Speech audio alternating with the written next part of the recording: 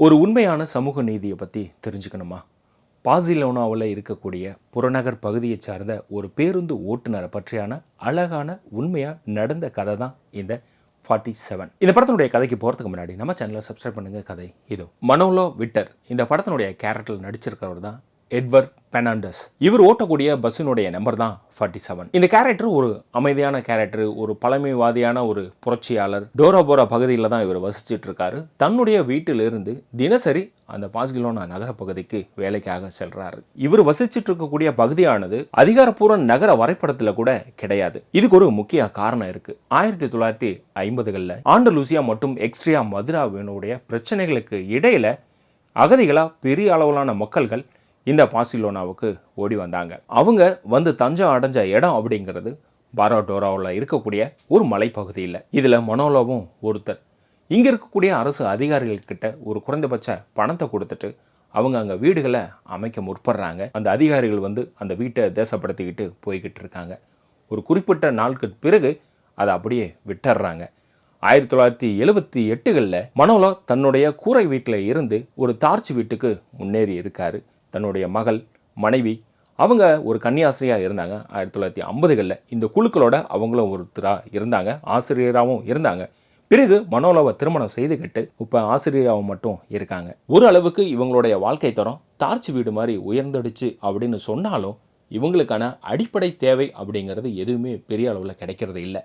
அதாவது குடிக்க தண்ணீரோ மின்சாரமோ போக்குவரத்தோ அப்படிங்கிறது இவங்களுக்கு அறவாவே சரிவர கிடைக்காமையே போயிட்டுருக்கு. இவங்க இருக்கக்கூடிய அந்த மலைப்பகுதியில் போக்குவரத்து அப்படிங்கிறது நடந்து தான் போயாகணும். ஒரு சைக்கிள் ஏறலாம், எந்த ஒரு மோட்டார் வாகனமும் மேலே ஏற முடியாத அளவுக்கு தான் அந்த நகரத்தை கட்டமைச்சிருக்கிறாங்க அரசாங்கம். அதான் முதைய சொன்னேன் இல்லையா, அந்த வரைபடத்தில் கூட இந்த நகரம் இல்லை அப்படிங்கிறத. ஸோ எந்த அளவுக்கு ஒதுக்கி வச்சிருக்கிறாங்க அப்படிங்கிறத இந்த இடத்துல புரிஞ்சுக்கணும். அங்கே இருக்கக்கூடிய மக்கள் வாரத்தில் ஒரு நாள் ஒரு குழுவாக இணைஞ்சு தங்களுடைய பிரச்சனைகள் என்னென்ன இன்னும் தீர்க்கப்படாமல் இருக்குது, என்னென்ன தேவை இருக்குது அப்படிங்கிறத பேசிக்குவாங்க. சில நேரங்களில் விவாதமும் செய்துக்குவாங்க. அது சண்டையில் போய் கூட முடிஞ்சிருக்கு. அப்படி மனோலோவும் அந்த கூட்டத்தில் இருக்கிறப்ப வாய் தகராறு ஏற்பட அவர்கிட்ட பிரச்சனைங்கிறது தீப்பொறி மாதிரி கொஞ்சம் கொஞ்சமாக சேர்ந்து ஒரு பெரிய காட்டு தீ போல மாறுது மனோலோவோட கைக்கு. இந்த இடத்துல அந்த பிரச்சனையை கையில் எடுக்க ஆரம்பிக்கிறாரு. இதுக்கப்புறம் என்ன நடக்கு அப்படிங்கிறது தான் படம். இந்த திரைப்படம் ஒன்றும் இல்லாமல் தன்னைத்தானே கட்டி எழுப்பிய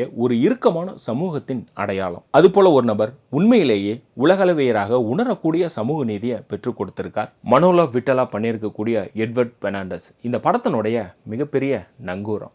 அந்த கேரக்டரை அழகாகவும் அற்புதமாகவும் பண்ணியிருக்காரு இந்த படத்தில். அதுபோல் இந்த படத்தில் சொல்லணும் அப்படிங்கிறப்ப இந்த விஷுவல் ட்ரீட்மெண்ட் 1958 அப்புறம் 1978 58 நடக்கக்கூடியது எல்லாமே அந்த இருட்டில் நடக்கும்.